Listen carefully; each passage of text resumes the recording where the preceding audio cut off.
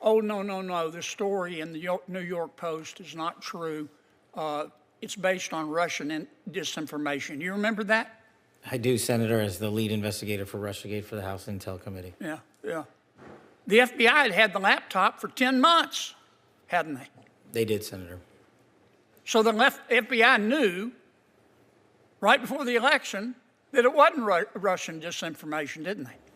And that was confirmed by the Inspector General's report. Yeah. Who at the FBI refused to let the FBI tell the American people the truth? I don't have that name in front of me, sir. Well, would you look? I will, sir. I'd like to know. I'd like a name, not a division. I'd like the name. Person with a brain and a beating heart. Yes, sir.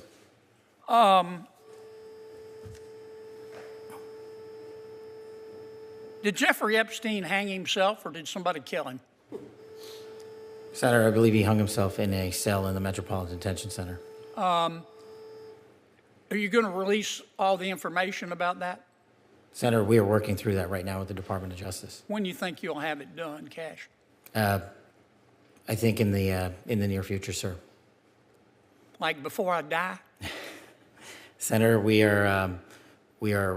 been working on that, and we're doing it in a way. 47 seconds ago, Senator John Kennedy did something that made every person in that packed Senate hearing room hold their breath. He looked FBI Director Kash Patel dead in the eyes and asked the question that's been haunting Washington for years. Did Jeffrey Epstein hang himself, or did somebody kill him? And Patel's response? Watch his face, watch his hands, watch how he shifts in that chair, how his jaw tightens just barely, how his eyes dart to his legal team for a split second before returning to Kennedy. Because what happens next will shock you. But let me back up because you need to understand how we got to this moment. Senate Judiciary Committee Oversight Hearing, Room 226, 2:47 p.m. This was supposed to be routine FBI budget discussions, standard operational briefings, the kind of session where senators ask prepared questions and FBI directors provide rehearsed answers designed to reveal nothing while appearing transparent. John Kennedy walked into that room with his usual Louisiana drawl and that deceptively casual manner that makes people think he's just some folksy Southern senator asking simple questions. But anyone who's watched Kennedy operate knows better. The man is a razor blade wrapped in magnolia blossoms, and when he starts asking questions, careers end. He's a Rhodes Scholar who graduated magna cum laude from Vanderbilt Law, but he talks like he just rolled off a Louisiana fishing boat. It's deliberate. It's tactical. It makes witnesses underestimate him right until the moment he destroys them with surgical precision. The first hour went exactly as expected. Kennedy methodically worked through his talking points, dismantling the FBI's credibility piece by piece. He started with the Wisconsin judge arrest, establishing that nobody gets to pick and choose which laws to follow. Clean, simple, building his foundation. Then he moved to Lisa Page and Peter Strzok, those FBI lovebirds who promised they'd stop Trump from becoming president. Kennedy read their text messages verbatim, his voice dripping with that particular brand of Southern disdain that cuts deeper than any shouting. Each word was delivered with surgical precision, like a prosecutor presenting evidence to a jury. Trump's not ever going to become president. He read slowly, letting each syllable hang in the air. No, he won't. We'll stop it. The room was dead silent as Kennedy let those words sink in, watching Patel's face for any flicker of recognition that this wasn't just ancient history. But here's where it got interesting. Kennedy revealed that the FBI had paid Strzok $1.2 million and Page $800,000 to settle their wrongful termination lawsuits. $1.2 million to a man who actively interfered in a presidential election. You could see Patel's discomfort growing with each number Kennedy recited. Kennedy's voice cracked with genuine disgust when he said, "Pass me the sick bucket, please." Patel sat there taking it, giving his practiced non-answers, probably thinking he was managing the situation well enough. He had no idea what was coming. Then Kennedy shifted to the Hunter Biden laptop story. The timing was perfect, surgical even. Kennedy reminded everyone how 51 intelligence experts, led by Anthony Blinken, had claimed the laptop story was Russian disinformation. Rock stars, Kennedy called them sarcastically, Jim Clapper, John Brennan, Michael Hayden, Leon Panetta, all of them lying to the American people. And here's the kicker: Kennedy revealed that the FBI had possessed Hunter's laptop for 10 months before that election. 10 months. They knew it wasn't Russian disinformation, but they let those 51 experts lie anyway. Kennedy's voice carried that edge of moral fury that only comes when you've caught someone in an indefensible lie. Who at the FBI refused to let the FBI tell the American people the truth? Kennedy asked. I don't have that name in front of me, sir, Patel replied. Kennedy's response was ice cold. Well, would you look? I'd like to know. I'd like a name, not a division. I'd like the name. Person with a brain and a beating heart. The room was already tense. Patel was already sweating under those lights, already feeling the walls closing in. His lawyers were probably praying Kennedy would run out of time, that this methodical destruction would end before it got worse. But Kennedy wasn't done, not even close, because that's when he asked the question that changed everything. Did Jeffrey Epstein hang himself, or did somebody kill him? The silence that followed was deafening. Every camera in that room zoomed in on Patel's face. Every journalist stopped typing. Every committee member leaned forward. You could hear the air conditioning humming, the subtle whir of camera autofocus, someone's phone buzzing in the press gallery. The packed hearing room, which had been filled with the usual background noise of shuffling papers and whispered conversations, went absolutely still.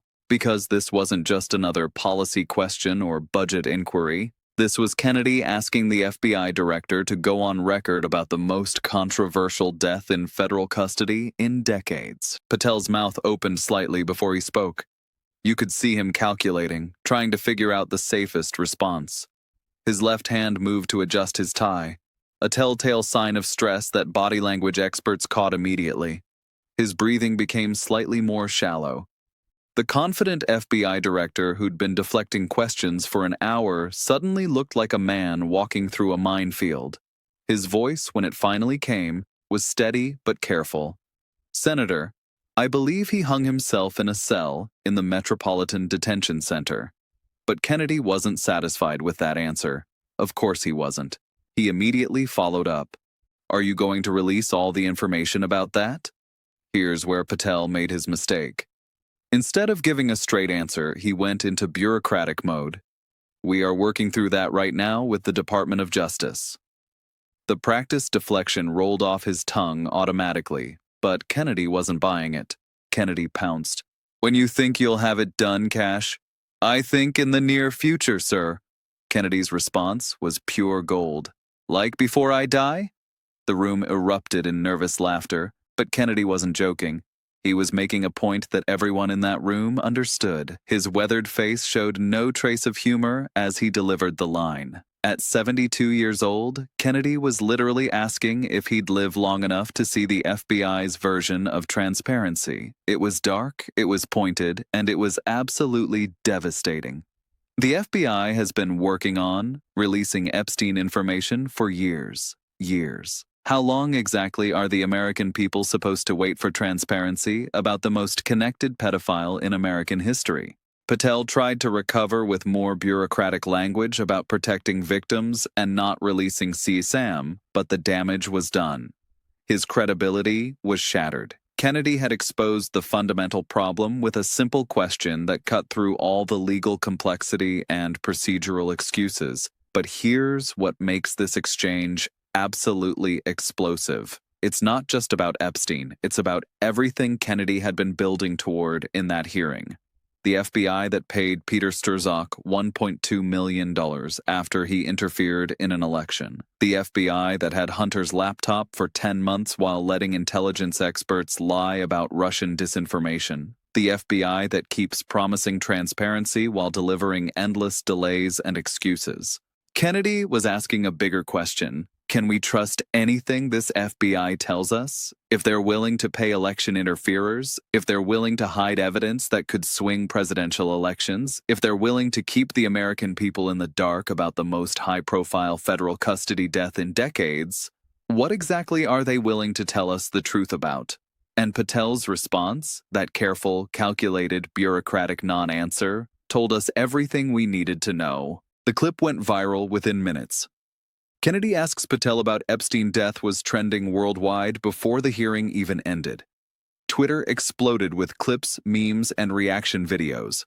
TikTok users were already creating remixes of Kennedy's "Like Before I Die" line. Conservative outlets ran it as evidence of FBI stonewalling. Liberal outlets focused on Kennedy's grandstanding. Cable news interrupted programming to analyze the exchange. Legal experts were debating whether Patel's response was adequate. But everyone was talking about the same thing. Why won't the FBI release the Epstein files? Because that's the real question, isn't it? It's been years since Epstein died. Years since Ghislaine Maxwell was convicted. The criminal cases are closed. The investigations are complete. So what exactly are they protecting? Who exactly are they protecting? Kennedy didn't just ask whether Epstein was murdered. He asked why we're still waiting to find out.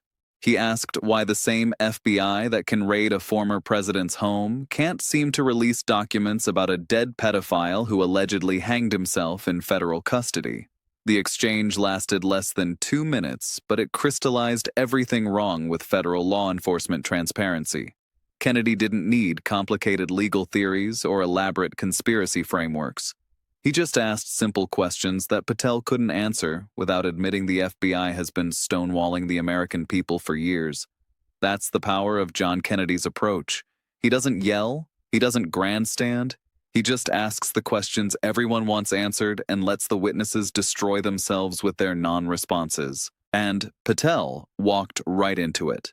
Instead of saying, "Yes, we'll release everything," or "No, there are legitimate reasons we can't," he gave the classic Washington response that satisfies nobody and convinces everyone you're hiding something.